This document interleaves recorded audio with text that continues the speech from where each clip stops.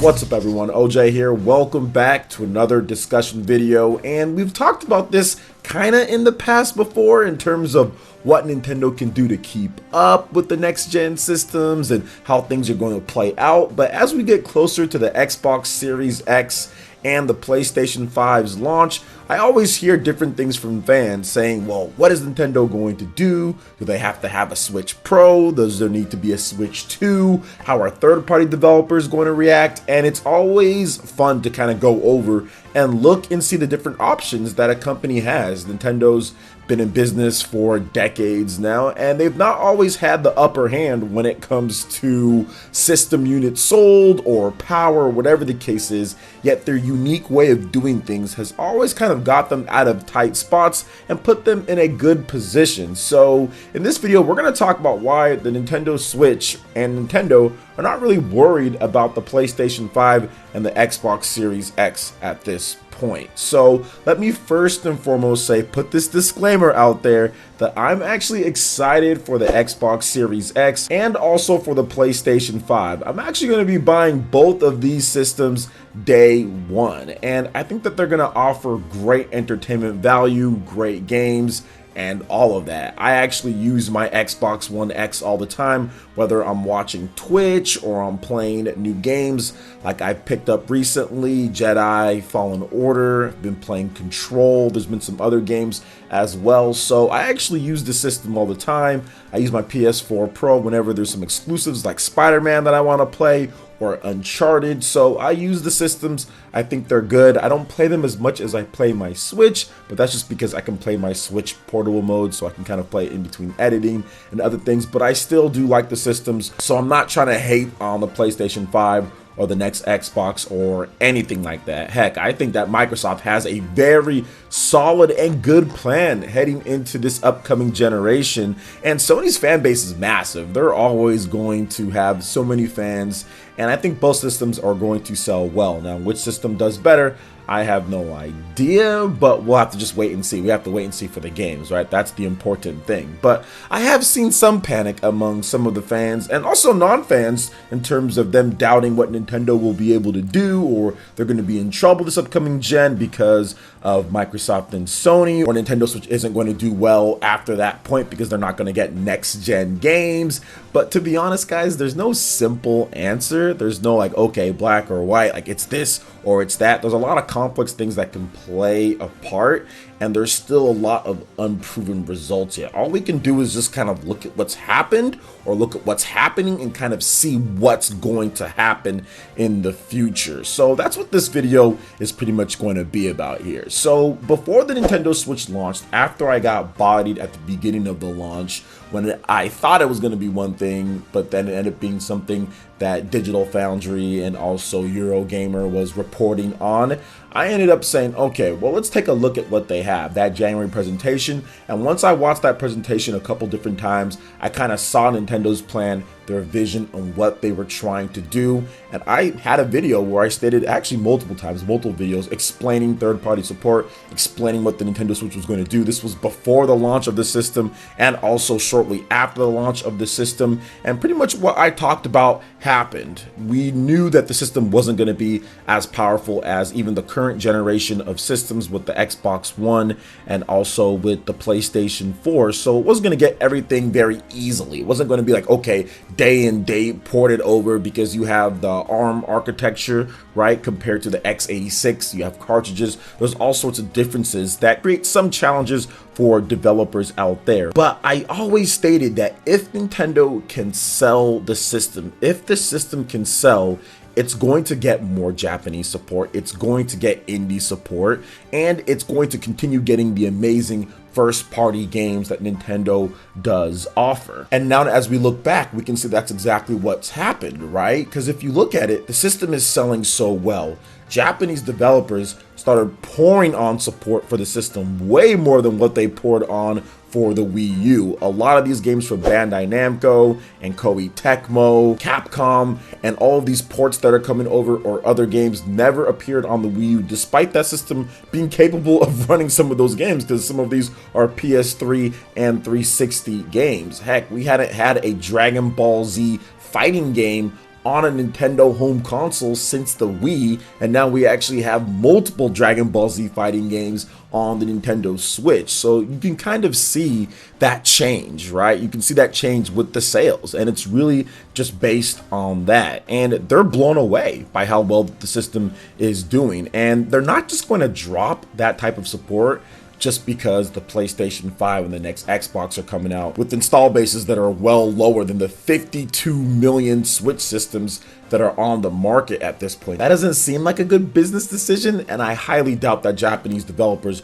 are going to do that, considering they do have a guaranteed line of sales with the Nintendo Switch with a good and healthy install base. So that's not going to be dropped just because new systems are coming out. So of course Nintendo's not going to be worried about that, because they do have the sales lead when it comes to just units being sold, especially with Japanese developers out there. And if you look at how the PS4 and the Xbox One sold in Japan, I don't really think Japanese developers are too confident on how these next upcoming systems are going to be selling.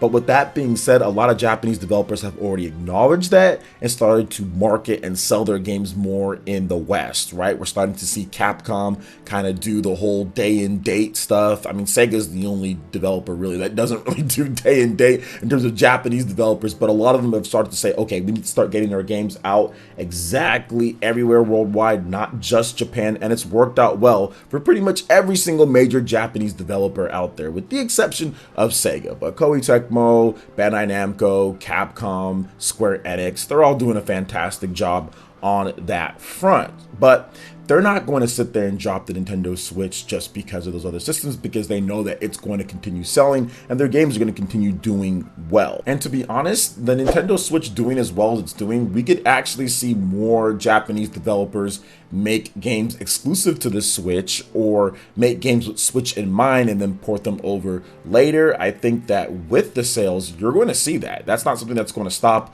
We have stuff like Ninjala, for example. I know that Nintendo and Square Enix work with Octopath Traveler. We've got Bravely Default 2 coming out. Stuff like Trials of Mana is going to be coming out on the Nintendo Switch along with the PlayStation 4. So it makes sense for developers to continue having that line. Now, when it comes to Western developers, I think it's going to be pretty much the same going into next gen, right? You're going to take a lot of the older ports that already were on the PS3 or the PS4 and then just put them out on the Nintendo Switch. So many Nintendo fans missed out on these games because of the Wii U's failure. A lot of these third-party developers in the West didn't put their games on the system, even if it was on PS3 or 360. So maybe seeing stuff like Tomb Raider come over, maybe seeing stuff like Borderlands, for example. All of these past 7th gen and 8th gen franchises could see new life on the Nintendo Switch, and they can add in some new stuff if they want to add in exclusive features to enhance the experience and kind of entice Nintendo Switch fans to buy the game again or buy it for the first time.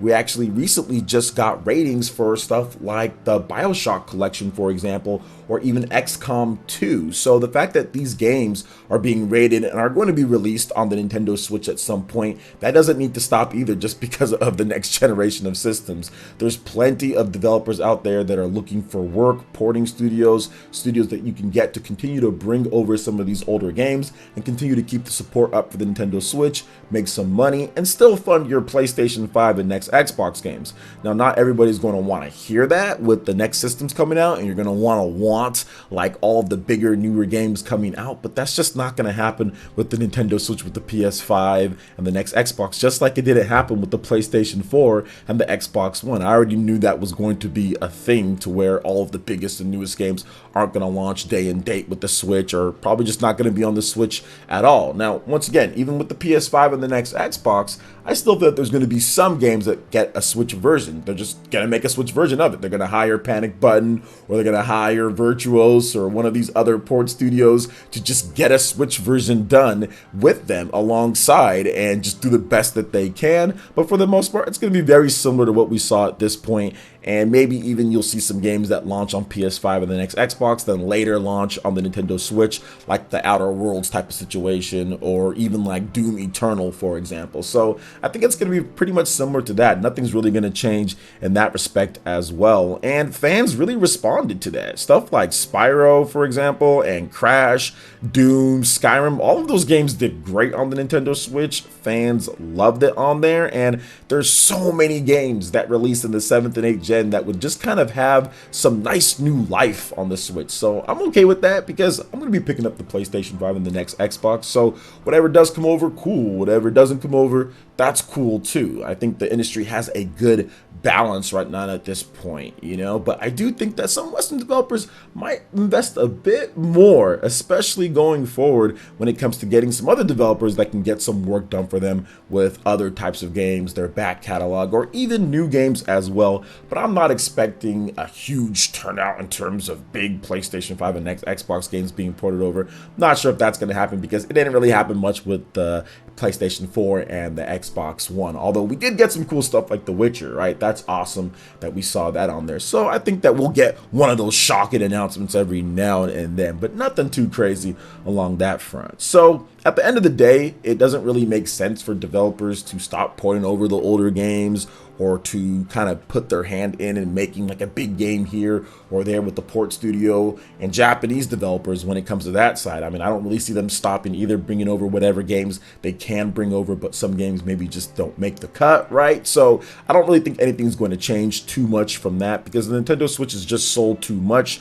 Nintendo's having too much momentum, and third-party games are doing relatively well on the Nintendo Switch. Even games like, for example, that aren't traditionally Nintendo games, right? Like Astral Chain or even like a Marvel Ultimate Alliance. Those games over 1 million units sold in their first 4 months. So there's definitely room for lots of variety of types of games, third-party style of games, first-party Nintendo games, indie games, bigger games. Heck, The Witcher even did well. We know Doom and Skyrim did well based on what Bethesda said. So there's room for all of this stuff in the video game market. So once again, Nintendo Switch, not worried about the PS5 and the next Xbox. I think Microsoft and Sony are not really worried too much about what Nintendo's doing. I think they're kind of more focused on what each other is doing. And I think the industry is going to have a lot of fun this fall when these two systems come out and also when the big Nintendo first-party games come out as well, because that's what drives Nintendo hardware sales more than anything. I think Nintendo's going to have some nice surprises for this year. So